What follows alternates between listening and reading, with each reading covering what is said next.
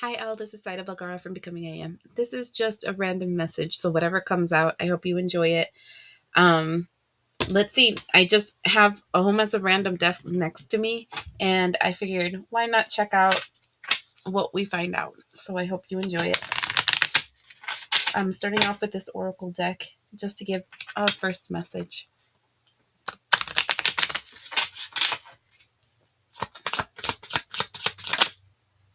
Hmm, that's interesting. So the card that came out is number 14. 14 for me reminds me of the Temperance card, which is the balance between light and dark. And we have time, clock, time, pressure, in a rush. And what I'm actually, when I saw this card, the first thing I thought was tick tock, like time is running out. Why is time running out? For what is time running out? Let me find out. What is time running out for? What is time running out for? Oof. We have the mirror. Actually, you know what? Mirrors for me reminds me of mirror work, and they also remind me of like glamour magic, things that have to do with creating a projection externally that is not true. Oh, this is interesting, you guys. I want to see what demon energy is connected to this because this is cool. I wasn't expecting to have like such a strong. Wait, where's my book for this one? Hold on. Oh, I found it. I have my book for this one because these are oracle decks too. I want to see what mirror magic is being done that is clocking out, is timing out. It feels like a mirage of falsity. Ooh, look at this. We have Kali. Okay, I'm gonna see that one. That's interesting. Um, I think I'm liking this message, and I just decided to do it randomly. It says, "Focus on feminine strength. Beware of judging powerful women harshly." Huh.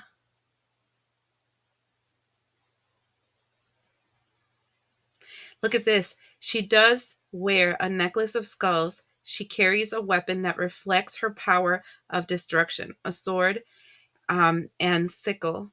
And with her dark red eyes and midnight skin, it's easy to believe she is a formidable woman to be respected, if not feared. As with many fearsome and powerful personalities, Kali is representative of an essential and amazing force in our lives, that of change. This is interesting. I feel like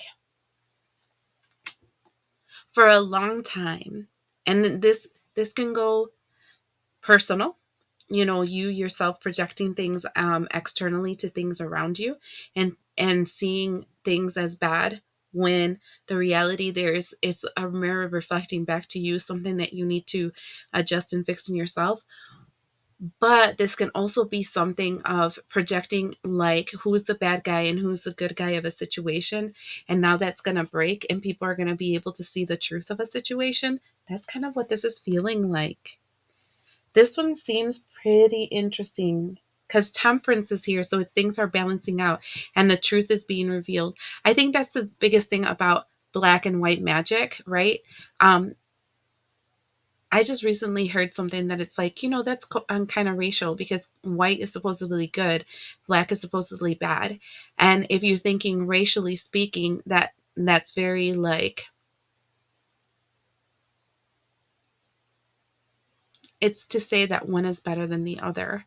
Like angels are good and demons are bad, when the reality is that each one has their good and each one has their bad. There is so much in and out of everything. Right here, it feels like some kind of illusion, some kind of viewpoint that you probably had in your entire life about something being good, something being bad. This is the right thing to do. This is the wrong thing to do.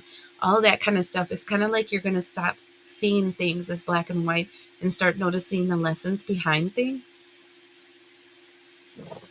I have to say that that lesson is a hard one to live by and to actually experience, because we are so indoctrinated to believe that there's only one right way and one wrong way to perceive something, and one right way and one wrong way to believe something.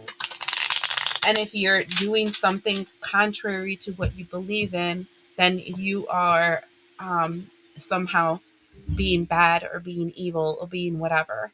And what I'm feeling that is actually happening is this energy of, we're starting to realize that everything is a lesson and a growth, and the mirror is breaking. Hold on.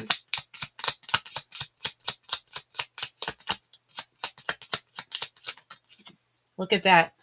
The two paths, the two of wands, the two paths coming together to the one. That's what I think is interesting.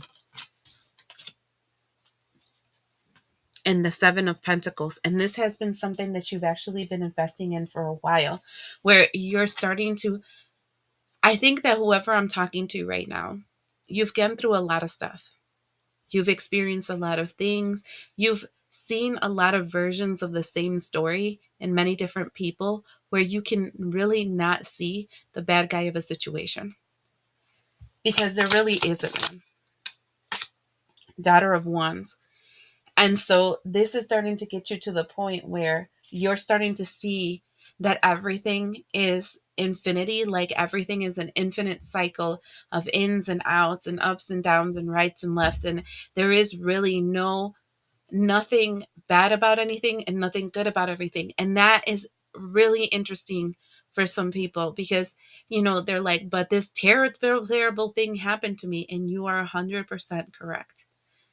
And we can dwell in this really horrible thing that has happened to us, or we can see how that horrible thing either shaped us in the positive or shaped us in the negative.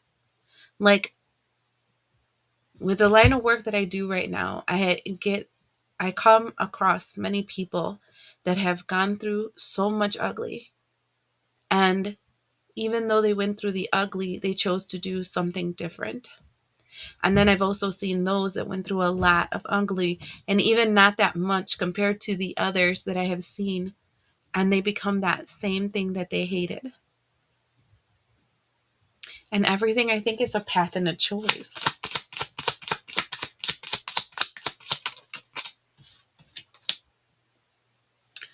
Then we have the Nine of Wands. And normally the Nine of Wands depicts like a wall that's placed in front of you. And I feel like that you're starting to notice that the walls that were in front of you were actually abilities for you to ascend and view things differently. This is somebody that's emotionally maturing, like in a massive way. Look at this, Two of Cups. And now, sorry, I've been ill for a while.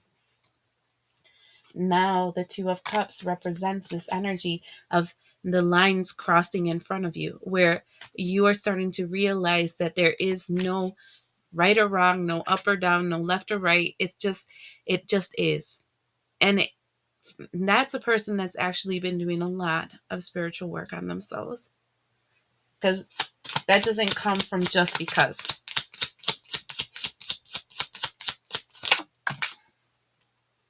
Ten of Swords. And you're killing the bull. And that's interesting for me, because bull for me is the energy of Baal, right?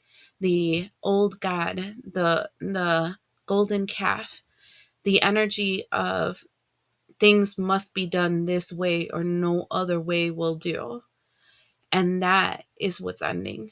This like superiority, like one is better than the other, like material gains and material things are the only thing that's valued. I'm not saying that it's not important. It is important. It's just not to the degree that many people place it. On the bottom of the deck, we have the Lovers, followed by the Hanged Man, followed by the Five of Wands, followed by the Five of Swords. Wow. And followed by Justice. And this and the Magician, I feel like that is all together, because what I'm seeing here is that now you're realizing with the Lover's card that the things that you connect to have all kinds of value.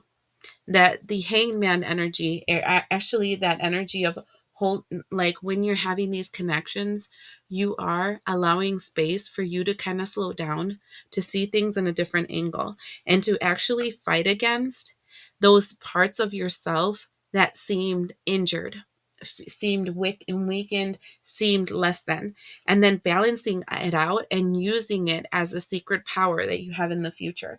I'll give you an example what that means, because sometimes it's hard for people to understand concepts when I'm explaining them like that. It's kind of like this entire life, your entire life, you've felt like you were poor, and that things were really hard to come by, and that things like that you always have to struggle to survive. And then you meet two different aspects of that pendulum. You meet a person that literally was born with a silver spoon in their mouth, and you start seeing the struggles they went through, the limitations they had, the restrictions they had that you didn't have because you weren't born into that privilege.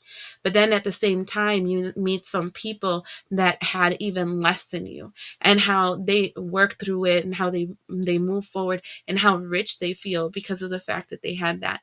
And then since you're sitting somewhere in the middle, between the really wealthy person and the really poor person, and you're somewhere in the middle, it starts making you realize that everything you experienced was exactly how you should have experienced it, because if not, you would have been restricted over here, or you would have been, it would have been even harder to get where you are over here. So you're like sitting right in the middle in such a way that you can actually evolve from this, and then also be that like cornerstone for some people that are under, and also that saving grace for those people that are over, in such a way that these people start realizing things like how having everything might not be the best thing ever. And then these people realizing that you can keep moving forward, expanding and growing and becoming a better person. I don't know. I feel like you're falling into this like balance justice energy where your light and your dark aspects are kind of balancing out. And that's like a secret power that you have that other people don't. And it's just because you experienced the somewhere in the middle of an experience. And every single one of us like have different aspects to the situation. May it be trauma of different kinds that we might have experiences, or privileges of different kinds that we've experienced. So somebody here is evolving in the way they're perceiving the world around them, because they're seeing it from both sides and realizing there is no right and there is no wrong. I'm really liking this. I want to see why it is that they want to show you this, because this is a really like specific reading. So I'm like, why is it that you're showing this to them?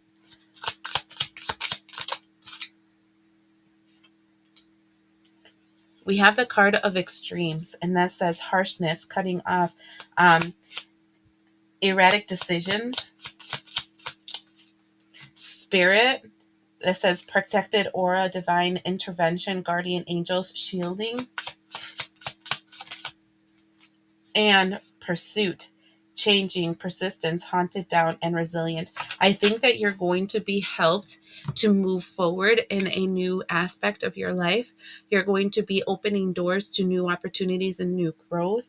And what they're telling you is that now that you have experienced the middle, let's try not to go to any kind of extremes, because of the fact that we're starting to notice that there really isn't a right or wrong way to pursue something. There isn't a good and a bad. And there's a lot of in betweens. So this experience in your life that might have felt like it took forever for you to get where you wanted to be, it was for you not to be biased. I think it's the best word. Because biases is this belief system that we have only because we've only experienced one side, and then we haven't experienced the other. And what I'm feeling is that the reason why you've experienced all you did is because this next chapter in your life, you will be opening to a lot more, and you'll be exposing to a lot more. And just remember not to go to any extremes, and not to be biased in your beliefs, because of the fact that now you can see the difference. So I'm talking to a person that's had a very, very long path to get to where they're supposed to be, to be that person they're supposed to be when they grow up. And that long path was actually the right path for you, because it makes you a more humbled and well balanced temperance energy. So thank you for being with me, and thank you for always being part of this family. We'll see you the next time.